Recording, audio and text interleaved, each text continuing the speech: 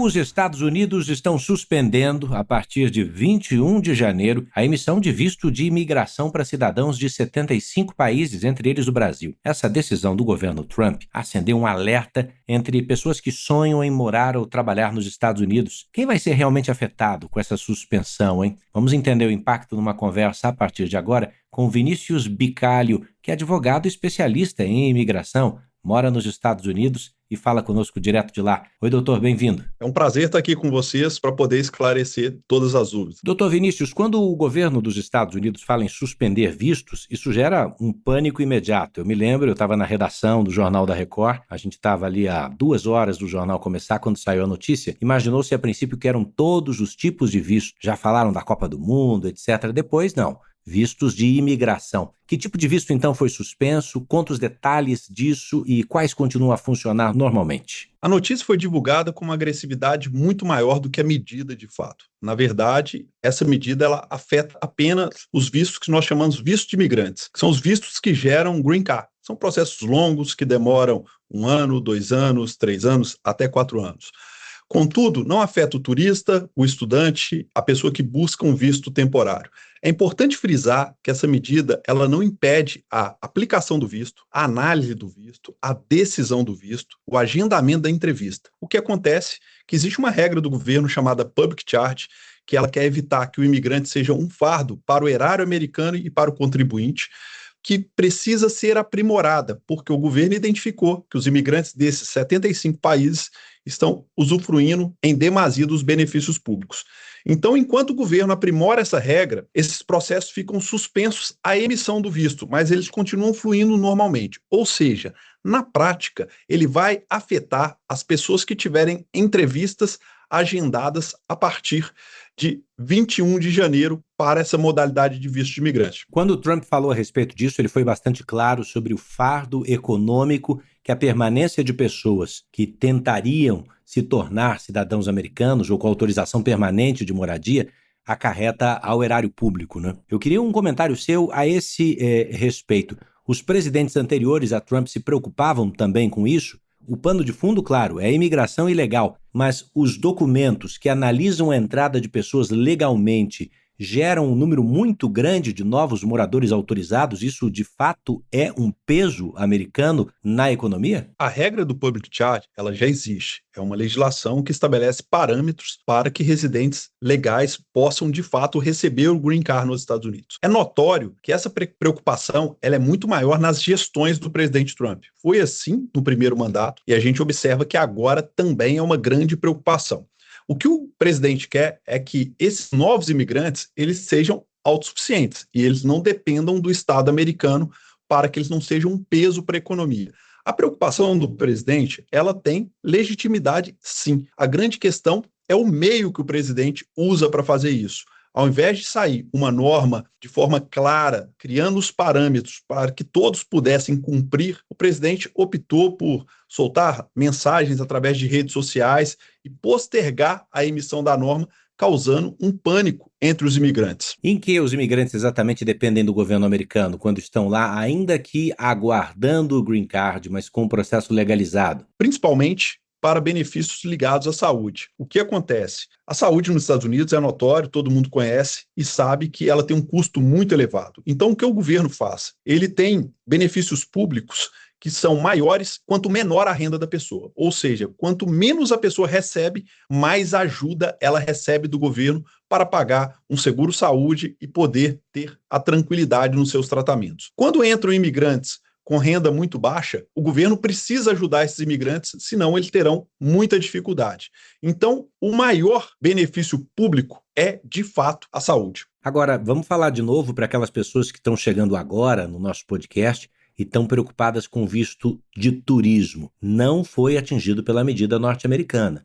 Há alguma possibilidade de se estender para isso também? Ou o senhor acredita que não? E outra, quem já tem visto de turismo válido no passaporte, algum risco de cancelamento ou bloqueio na imigração por causa dessa nova regra, doutor? Não, não tem a menor possibilidade, até porque a regra do public charge ela não vale para vistos de não residente, ou seja, não valeria para os vistos de turismo, e o governo, na hora de conceder o visto, ele verifica a capacidade da pessoa fazer a viagem e a real intenção, se ela de fato vai voltar para o país. Então, essa aferição ela já é o suficiente para o visto de turismo. Ainda mais esse ano, porque nós estamos falando de um ano de Copa do Mundo, onde os Estados Unidos vão receber visitantes de todos os países. Então, não vejo a menor possibilidade de uma ampliação dessa medida. E o que o governo americano está olhando em termos de renda, idade, saúde, profissão, para fazer essa análise em relação ao imigrante que vem dependendo de benefícios sociais? Ele olha basicamente a renda, a capacidade financeira da pessoa se manter nos Estados Unidos e também para os residentes legais de processo de green card é feito um exame de saúde. Então, a condição geral de saúde é avaliada e é feito um balanço entre a condição de saúde e a renda. Ou seja, se a pessoa tiver uma saúde muito debilitada, ela precisa naturalmente de ter uma condição financeira para suportar isso em território americano. Eu acho que o nosso papel aqui também é colocar por terra as fake news, né? Os exageros que deixam as pessoas alarmadas. E surgiu muita coisa nas redes sociais, né? Relatos de gente falando que obesidade, doenças crônicas ou idade avançada poderiam influenciar nessa decisão. Isso parece verdade ou é exagero? É um exagero, obviamente, toda a questão da saúde e do aspecto geral do imigrante avaliado, mas não há qualquer discriminação por idade, por exemplo. É feito o exame com médicos credenciados pelo consulado americano e ele faz essa avaliação, inclusive verificando se a pessoa está com as vacinas exigidas pelo governo americano, mas tudo isso sempre aconteceu.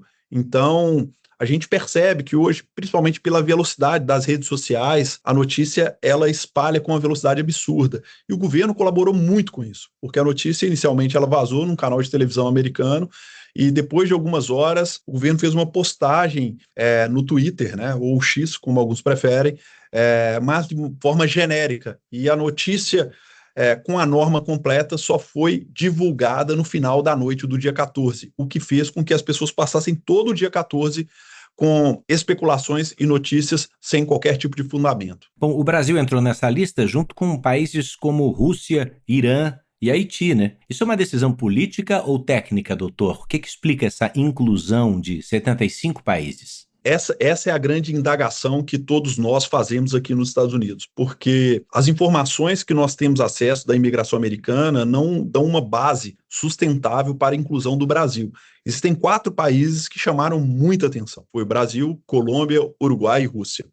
Esses países não se enquadram nas informações que todos nós temos disponíveis, a não ser que o governo tenha algum indicador que não foi informado, dá uma leve impressão que pode sim ter um viés ideológico por trás. Doutor, existe alguma chance dessa suspensão ser derrubada judicialmente, por exemplo, revertida por pressão diplomática, como já aconteceu em outras políticas migratórias nos Estados Unidos? Acredito que isso é muito improvável, até porque os processos estão fluindo normalmente e é basicamente uma adequação da forma do governo americano investigar. O governo americano não pode, através dessa medida, criar um critério mais rígido para os brasileiros, por exemplo. A mesma regra que vale para todas as nacionalidades vai valer para os brasileiros, para os russos, uruguaios, colombianos e os demais países que compõem esses 75. A única diferença é que o governo está aprimorando os procedimentos de investigação e que vai valer também para todos os países. Mas esses países, como o governo alega que eles utilizam mais esses benefícios públicos, ele suspendeu a emissão de visto para que a regra pudesse ser aprimorada, o seu procedimento de aferição. Então, eu acho muito improvável que haja qualquer medida que vá derrubar isso, tendo em vista que não é uma alteração na lei, mas sim uma mudança do procedimento administrativo. Se a gente pudesse resumir, para quem nos ouve agora e tem planos de viajar, estudar ou morar nos Estados Unidos ao longo desse ano, o que realmente mudou, o que é que não mudou, o que a pessoa deve fazer, né, a partir de agora? A recomendação é não mudar o planejamento. Por quê? São apenas poucas semanas e esse procedimento estará de volta fazendo com que as emissões dos vistos sejam efetivadas. E eu sempre falo o seguinte, um procedimento para uma mudança legal através de green card, a gente está falando de um processo de 1, 2, 3, 4 anos. Então, um eventual atraso de 1 ou 2 meses tem um impacto muito pequeno no todo. E o sonho de morar fora, construir uma vida em outro país é muito maior do que isso. Então a nossa orientação é que continue com o processo para que ele flua e você não perca tempo com isso. E aguarde os novos passos para que em breve o seu processo esteja devidamente concluído. E o senhor que trabalha diariamente com esse sonho, né? Instrumentalizando as pessoas, instruindo e conversando com os órgãos americanos, o que o senhor percebe ao longo dos últimos 10, 15 anos? Os Estados Unidos, de fato, têm se tornado cada vez mais fechados, há uma burocracia cada vez maior, ou não? Esse processo ficou mais automatizado e célere? Não, o processo ele vem ficando mais moroso porque existe um volume maior de imigrantes que querem entrar aqui ao longo dos anos. Se a gente pegar principalmente os dados estatísticos do Brasil dos últimos 10 anos, aumentou absurdamente o número de brasileiros que querem vir para cá, especialmente perfil de brasileiros qualificados. O ponto-chave é, o governo americano, em contrapartida, aumentou também os seus critérios de investigação. E, em razão disso, o processo passa a ter maior complexidade. Existe um interesse do governo americano, seja governo republicano, democrata, de ter os profissionais qualificados aqui. Agora, inegavelmente, no governo Trump, a gente tem uma jornada ferrenha no combate à imigração ilegal. E isso afeta não só imigrantes com histórico criminal, pessoas que são indesejadas no país, mas também pessoas mais humildes, que vieram sem ter todo o conhecimento e não entraram da melhor forma, buscando regularizar isso posteriormente. Cometeram um erro e agora podem pagar caro por estar na gestão de um presidente com maior rigor. Nós temos cidades brasileiras que ficaram ao longo do tempo conhecidas, né, como fornecedoras de imigrantes para os Estados Unidos, né? Governador Valadares, em Minas Gerais, foi uma delas, eu me lembro. E são pessoas que tinham esse sonho, que por vezes mal instruídas confiaram em atravessadores, em coiotes, viram esse sonho desmoronar, perderam dinheiro e muitas vezes a liberdade. O que o senhor costuma dizer para quem lhe procura pela primeira vez em busca do sonho de morar efetivamente, de fazer família, de construir uma carreira nos Estados Unidos? Porque a gente sabe que para quem não tem condições de investir, fica muito mais difícil. E o governo americano, na gestão Trump, criou caminhos mais facilitados para quem abrir uma empresa, para quem comprar um imóvel, para quem tiver um valor X para investir. Conta pra gente essas diferenças entre quem tem pouco e quem tem muito. Na verdade, existem nos Estados Unidos 190 tipos de vistos das mais diversas modalidades. Obviamente, as pessoas que têm um melhor nível intelectual e financeiro, elas gozam de melhores oportunidades imigratórias. Agora, eu sempre falo com os clientes que o caminho para imigrar é dentro da lei. Por quê? Todo mundo, quando deseja mudar de país, esse é um movimento que eu já fiz na minha vida, com a minha família, em algum momento, a pessoa pretende melhorar de vida. E não vale a pena você viver nos Estados Unidos ou em qualquer país à margem da lei, com medo de ser parado por um policial, com medo de ser parado em uma blitz, com medo de qualquer operação, vivendo como se fosse alguém fora da sociedade. Então, o melhor caminho é sempre vir dentro da legalidade, porque aí sim você tem a oportunidade de mudar de vida, de escrever a sua história e de ter um futuro sólido. Então, por mais difícil que seja, sempre o caminho correto é dentro da legalidade. Até porque as histórias que nós ouvimos de pessoas que vêm, principalmente com coiotes, coisas parecidas, são terríveis. E muitas vezes se confundem com homicídios, violências, estupros. Então, nada e nenhuma promessa de futuro vale a pena que você se submeta a isso. Aqui nos Estados Unidos, nós temos vistos para profissionais qualificados, quem tem uma carreira sólida no Brasil e comprova que vem para somar. Os Estados Unidos está de braços abertos, mediante essa prova no processo migratório. Pessoas que querem abrir empresas aqui e comprovam que farão bons investimentos, também existem caminhos. E existem caminhos para visto de investidores. Você investe em programas já pré-aprovados pelo governo americano e também oferece essa possibilidade. Está terminando a edição 1338 do JR 15 Minutos. Eu agradeço a conversa com Vinícius Bicalho, advogado especializado em imigração. Obrigado, doutor. Foi um prazer estar aqui com vocês. O JR 15 Minutos está sempre de manhã, que nem pão quentinho, na sua plataforma de streaming predileta e no portal r7.com. Esse episódio teve produção de David Bezerra, estagiárias Agatha Tavares, Bárbara Maiato e Mariana Picciarelli, sonoplastia de Bruna Franco, coordenação de conteúdo Deni Almeida, direção editorial de Tiago Contreira, vice-presidência de jornalismo Antônio Guerreiro. Eu sou Edu Ribeiro, agradeço a sua companhia e bora pra próxima!